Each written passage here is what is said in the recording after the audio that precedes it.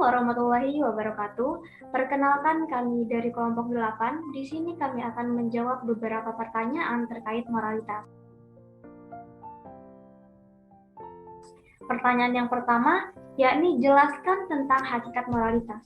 Nah, jadi moralitas itu merupakan keseluruhan norma-norma ataupun nilai dan juga sikap seseorang atau masyarakat. Nah, jika kita berbicara terkait istilah moralitas ini, juga tentunya yang tidak bisa terlepas dari kata moral. Moral itu sendiri adalah istilah yang berasal dari bahasa Latin, yaitu mos yang berarti cara hidup atau kebiasaan. Moral dalam bahasa Inggris itu bisa diartikan sebagai dorongan dalam diri seseorang untuk melakukan atau tidak melakukan sesuatu yang berkaitan dengan etika.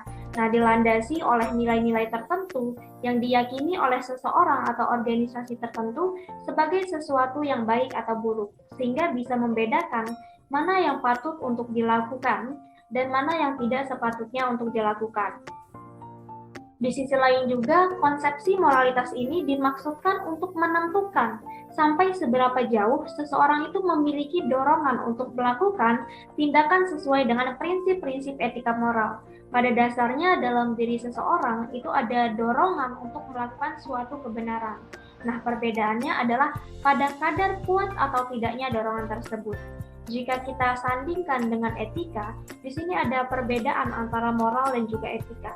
Moralitas itu merujuk kepada nilai-nilai yang diyakini dan menjadi semangat dalam diri seseorang untuk melakukan atau tidak melakukan suatu perbuatan atau suatu hal.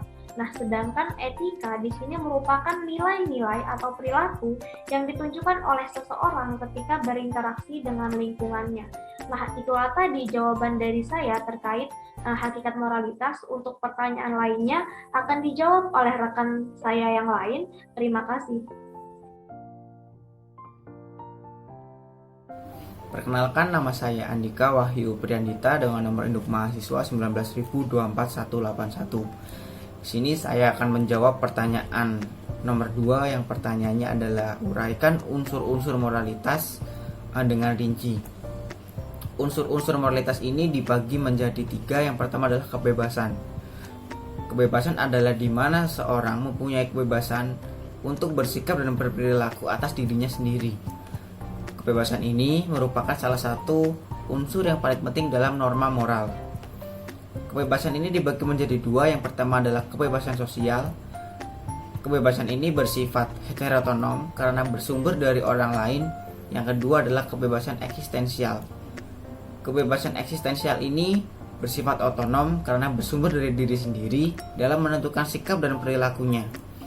Kemudian unsur yang kedua adalah tanggung jawab. Tanggung jawab merupakan sikap di mana seseorang menanggung segala sesuatu yang dia pilih dan dia perbuat. Pertimbangan moral baru ada ketika seseorang itu bisa bertanggung jawab atas apa yang dia lakukan dan apa yang dia pilih. Faktor yang mempengaruhi tanggung jawab ini dibagi menjadi 3. Yang pertama adalah ketidaktahuan. Yang kedua adalah pertanggungjawaban umum dan pertanggungjawaban moral.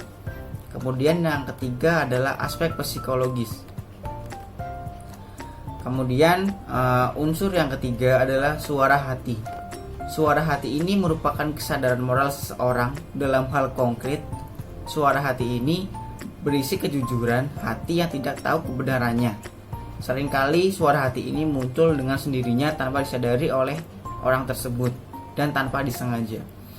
Sekian jawaban dari saya. Mungkin mohon maaf apabila ada kesalahan. Baik, di sini saya Yasitanya Yolanda dengan NIM 19.24173. Di sini saya akan melanjutkan mengenai manusia bertanggung jawab atas perbuatannya. Nah, hal-hal apa saja yang membebaskan manusia dari tanggung jawabnya?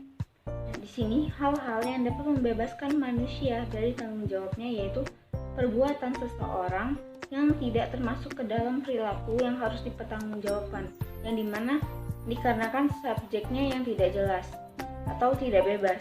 Yang pertama, jika adanya ketidaktahuan karena tidak memiliki pengetahuan mengenai suatu hal.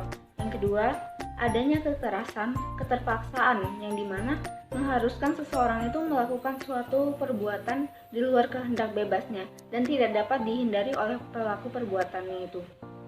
Ketiga, kecenderungan antsedatif, yang mana yang terjadi pada awal perbuatan yang dimaksudkan ke kategori manusia dapat dibebaskan dari tanggung jawab. Yang keempat, adanya rasa takut, yang dimana tidak ada kemampuan pelaku untuk mengontrol perbuatannya yang berupa gejolak emosi yang dikarenakan adanya suatu kondisi keadaan tertentu. Mungkin sekian, selanjutnya akan dilanjutkan oleh materi selanjutnya. Baik, saya Muhammad Muhammadul Ihsan Pasmawan, NIM 1924197 akan menjawab pertanyaan nomor 4, yaitu tentang apa yang disebut dengan moralitas perbuatan manusia dan faktor apakah yang menentukan moralitas perbuatan manusia. Moralitas adalah kualitas dalam perbuatan manusia yang menunjukkan bahwa perbuatan itu benar atau salah, maupun baik atau buruk. Moralitas mencakup pengertian tentang baik dan buruknya perbuatan manusia. Lalu, faktor apakah yang menentukan moralitas perbuatan manusia? Yang pertama yaitu ada faktor modeling. Seseorang yang dihadapkan pada model yang bertingkah laku secara moral, mereka cenderung meniru tingkah laku model tersebut. Selain itu, efektivitas meniru model tergantung pada karakteristik model itu sendiri, misalnya kekuasaan, kehangatan, keunikan, dan lain-lain. Yang kedua yaitu ada situasional. Moral dan tingkah laku seseorang tergantung pada situasinya, seperti faktor lingkungan dan kesenjangan antara pemikiran moral dan tindakan moral. Seseorang cenderung tidak menunjukkan tingkah laku yang konsisten dalam situasi sosial yang berbeda-beda. Yang ketiga yaitu ada faktor lingkungan. Kepribadian seseorang tidak dapat berkembang, demikian pula halnya dengan moral, di mana nilai-nilai moral yang dimiliki seseorang merupakan sesuatu yang diperoleh dari luar dirinya. Seseorang yang diajarkan oleh lingkungannya mengenai bagaimana ia harus bertingkah laku yang baik dan tingkah laku yang tidak baik ataupun salah. Yang ketiga yaitu diri. Landasan motivasional bagi perilaku moral berada pada tuntutan internal untuk perealisasian konsistensi diri secara psikologis. Self atau diri adalah pengorganisasian mengenai informasi keterhubungan diri, di mana terdapat banyak elemen yang tergantung di dalamnya dan membentuk beberapa konsistensi psikologis. Terima kasih.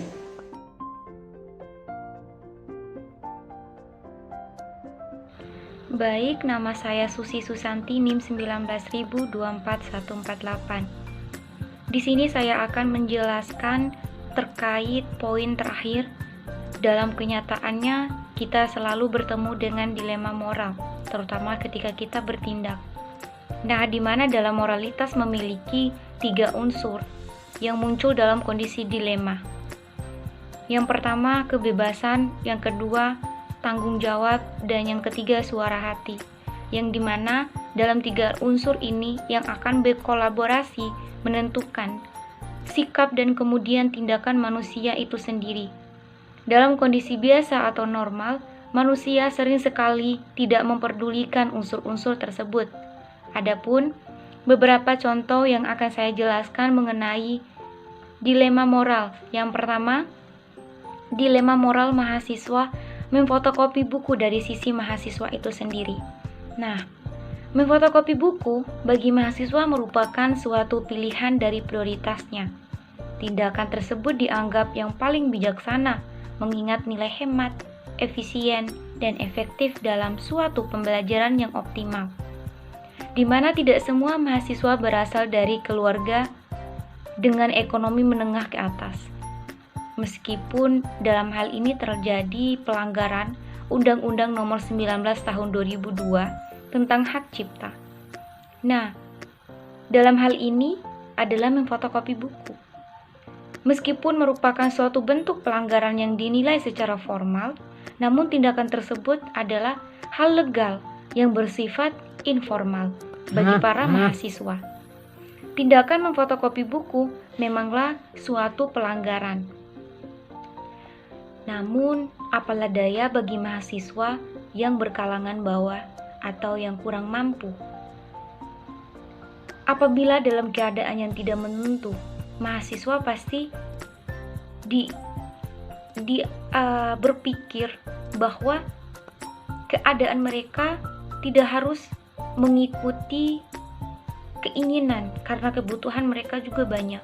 Akan tetapi mereka berpikir untuk memfotokopi buku tersebut.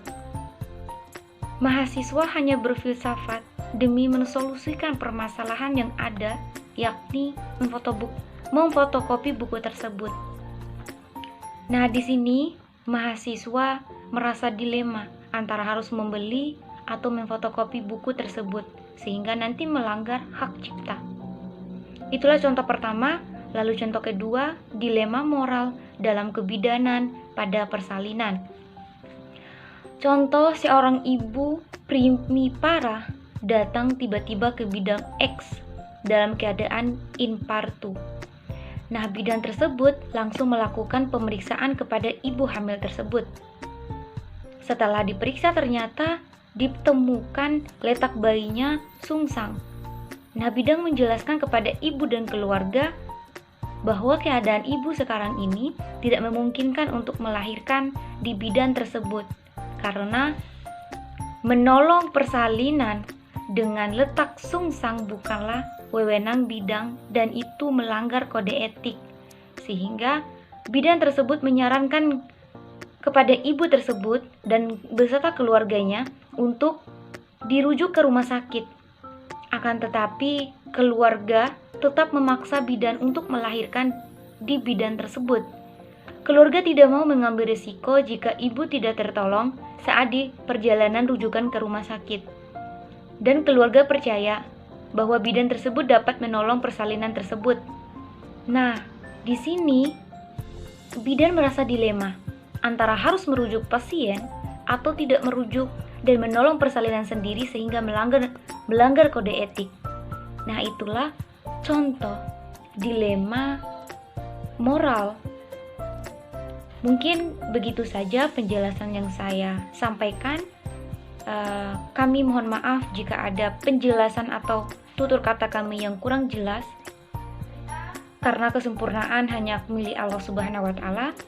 Akhirul kalam, wassalamualaikum warahmatullahi wabarakatuh.